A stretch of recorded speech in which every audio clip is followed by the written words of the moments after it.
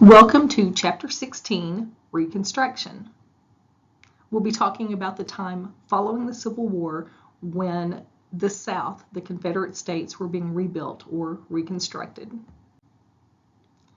So the legacy of the war, many southern cities were devastated.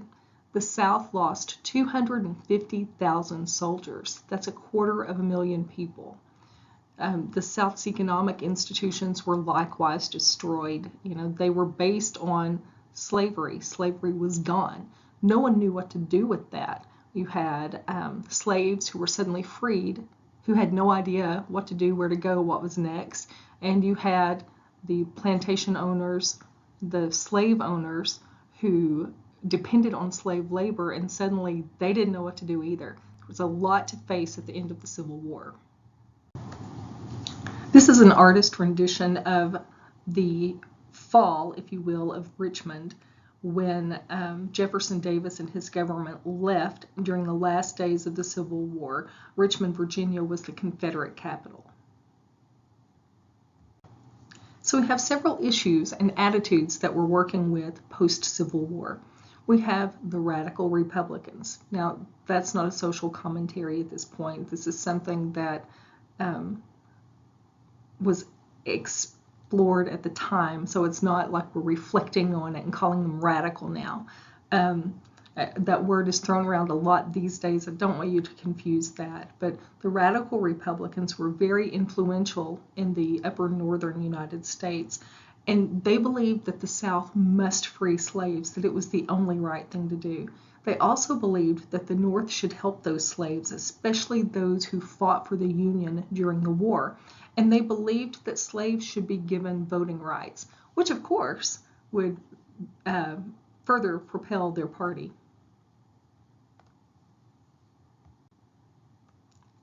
So other issues and attitudes facing post-Civil War, we had the Northern conservatives who supported the war but decided, kind of felt like the white Southerners should determine their own fate.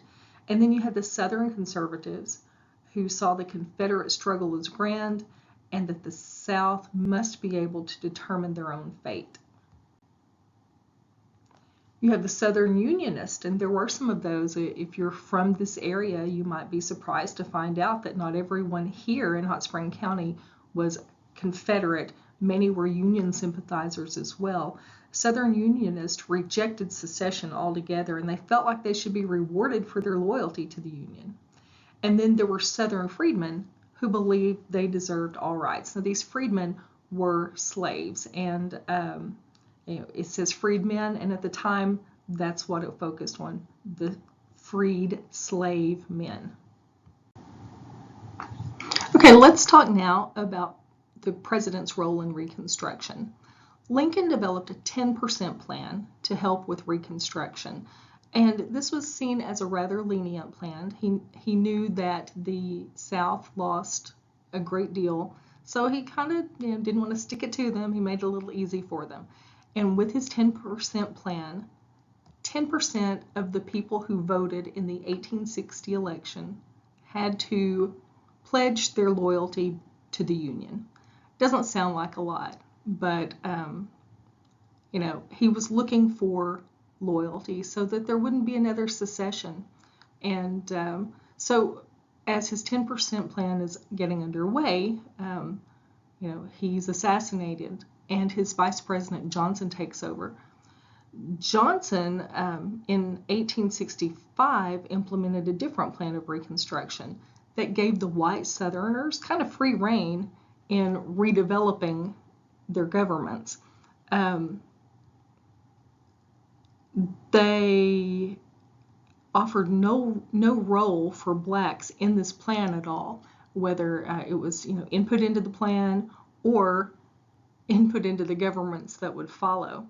So basically, the Civil War was fought to end that control that the Confederate or the Southern states had, and Johnson pretty much gave it back to them. Of course, the overarching rule, though, is that you can't have slavery. So slavery is abolished, but no role is established for those freedmen or their families who were part of slavery. In May 1865, Johnson offered pardon to all white Southerners except the Confederate leaders and the wealthy planters, although most of those later got individual pardons. And he authorized them to create new governments. Blacks were denied any role in this process. Johnson also ordered just about all the land that was in the hands of the government returned to its pre-war owners. So, if there was any hope there for the freedmen to get land grants or anything, that's gone. The same people are in power. Land equals power. Those same people have that land back, and those same people are in power. So at the beginning, most of the Northerners believed that Johnson's plan deserved a try. But the course followed by Southern state governments under presidential Reconstruction and turned most of the North against Johnson's policy altogether. The new legislatures passed the Black Codes, which severely limited former slaves' legal rights and economic options, and forced them to return to plantations for low-paying labor. They were still dependent on those same people who had held them as slaves. And this is an image of Johnson. Now, this is an idealized image of him. It shows softer features, and you can see this area, his face, a little softer feature, but his photographs actually show a much coarser man. So Congress takes over the process of Reconstruction, and they passed the 14th Amendment. The 14th Amendment protects the rights of blacks from being infringed upon by the state governments, basically. So that did so by saying that all citizens, whether they were natural born or naturalized, so whether you were born here or you came here, you've been part of the country, and now you're here, says that they all have the same unalienable rights, and that protected the former slaves. Okay, this map shows the states with Reconstruction governments and the dates they were readmitted to the Union. Also shows how they were readmitted to the Union. Arkansas was by state action, and some of the others used the 13th Amendment, and some still others relied on the proclamation, the Emancipation Proclamation of 1863. One of the real advances of the Emancipation Proclamation was that it recognized the slaves as people and gave them the opportunity to recognize legally marriage. So after 1865, black men and women jumped at the opportunity to solemnize their relationships started under slavery, or to begin new relationships because they could lead to marriage. Officiating at this wedding is a chaplain from the Freedmen's Bureau. Okay, so now, further into congressional Reconstruction, Johnson is impeached, kind of, sort of, in a way. So he was impeached over charges from the House, and they were upset because Johnson fired Edwin M. Stanton, who was a radical Republican, and appointed Ulysses S. Grant as his replacement as Secretary of War.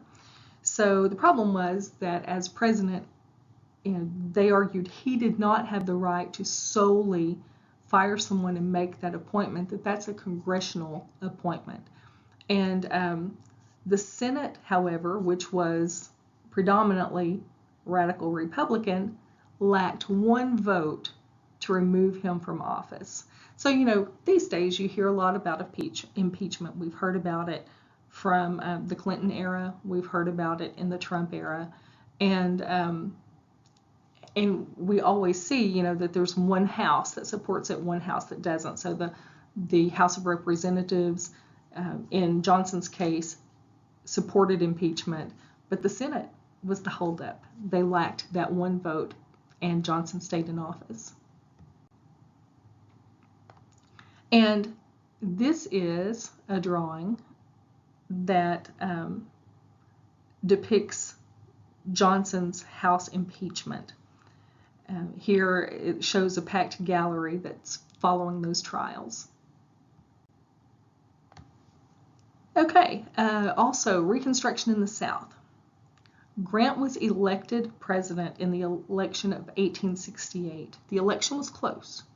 The Southern radical governments, the old order sought power in the South, and we know Johnson kind of paved the way for that to take place. There were carpetbaggers moving into the South. These were the people from the North who came south looking for a quick buck, looking for ways to start a quick business or to get involved in politics quickly. And anyway, looking for a quick buck during all of this rebuilding. And then there were scalawags. Those were Southern renegades who really desired power. So, after all the devastation of the Civil War, the industry in the South started to recover. Agriculture was still very, very important, and cotton was still the most important crop. And tenantry and sharecropping developed from that need to still have farming, and especially with that all-important cotton crop. Okay, so the tenantry and sharecropping system,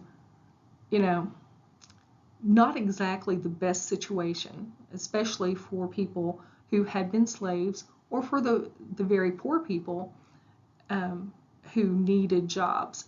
So what happened was, in slavery, a slave master, plantation owner, would give some sort of living quarters to the slaves and some sort of food arrangement to the slaves. The tenant and sharecropping situation wasn't much different from that. The exchange was work for housing, work for food, and the pay was so little. The pros of it was that it did show that blacks could be successful farmers. They've been farming all along. And so when they are given a plot of land and told to work it as part of this tenant and sharecropping system, they did it and they succeeded. They were successful in that regard. Also a pro was that about 2,000 black families were given farmland by the South Carolina Land Commission. And that then led to the 1866 Federal Southern Homestead Act, which gave free federal land to blacks and whites in the former slave states. The cons of this, though, was that it did not do anything to solve the equality problem. You still had the very rich who were still very rich, they were still in power politically, and they had the wealth. That did not do anything to help the poorer people or the recently freed slaves. And since some slaves and the poorer people couldn't read or write, they were cheated by these landowners. If you have someone working math to figure out how much you were owed, it was really easy to cheat people in that regard. And like I said, they all still had power. The former slave owners still technically controlled the fate of these people who had been their slaves. Okay, I thought this was kind of interesting. This is the status of farm operators in former slave states in 1900. Okay, so in 1900, 75.3% of black people were tenant farmers. That includes the sharecroppers and the cash tenants. Only 24.5% were farm owners, and you can see that 0.2% were farm managers. But the white status, we had 36.1% as tenant farmers. Those would have been the poor white people who were looking for work and fell into this because there's no other option. And then 63% were farm owners, and 0.9% were farm managers. So it still shows a great inequality here, where you have 3/4 of the black population as tenant farmers, and and then 63% of the white people as farm owners. So social and cultural change came about during this Reconstruction. Slavery, the good thing is slavery did not destroy black culture. Even though there was some assimilation, as you might expect, the slaves held on to much of their original culture. Also, during Reconstruction, blacks were finally starting to get educational opportunities. They still remained very poor, though, and very, very segregated, especially throughout much of the South. And this is a drawing of the first African American senator and representatives in the 41st and 42nd Congress. So this is a drawing of when the Freedmen's Bureau set up schools for blacks. Former slaves from everywhere flocked to them, and they focused, this particular school focused on industrial training, which they felt like was more important to them than just basic educational training. Okay, also in the South, the Redemption era came about, and part of that involved the Ku Klux Klan. The Klan was formed to redeem, if you will, the South and its loss. But the end of Reconstruction did come about in 1876 when Rutherford B. Hayes was elected as president. I think one of the interesting things is that, we're talking about 1876 here, the end of Reconstruction. We actually had a Klan chartered in Hot Spring County, specifically in Malvern, as late as 1921. So this is the beginning of the Klan, definitely not the end of it. And here is an actual photograph. There were secret societies like the Knights of the White Camellia, the Pale Faces, and the Knights of the Ku Klux Klan that were organized to frustrate Reconstruction. They referred to themselves as an institution of chivalry, humanity, mercy, and patriotism. But the Klan violently intimidated blacks. And this is a drawing that depicts Southern black voters after 1865 were alternately courted and coerced by white politicians. Democrats found force more necessary than the Republicans did to win the black votes. And that's because, the Republicans were, pro-emancipation. So obviously, the blacks tended to vote more toward the Republican Party. But in this radical Republican cartoon, you see two Democrats. The one on the right looks a lot like Jefferson Davis, making no pretense of winning hearts and minds. You can see that they're actually threatening this man, coercing him to vote the way that they want. Something else, too, that we saw in Arkansas was this kind of a split ticket where to earn back some votes, the Southern Democrats, the old party that wanted back in power here, started offering, and we saw this especially in the area of the Arkansas Delta, started kind of coordinating with black people and saying, hey, look, I'm gonna run for county judge. We're gonna let you be sheriff, or we're gonna let you hold the office of clerk, or so they were putting whites and blacks together on the ballot so that as black voters came to see the Democrats then as friendly, They want us to be elected. And, make no mistake, that was not the idea behind it. The idea was the white people would keep the powerful positions, and they would kind of assign the lesser positions to upstanding black people throughout the African American community, so that they would kind of gain support. They would gain the black vote that way. Okay, this shows the presidential election results of 1876. You can see that Arkansas's votes went for Tilden, the Democrat. Okay, so in conclusion, the nation was turning away from the everlasting Southern problem to other matters at the end of Reconstruction.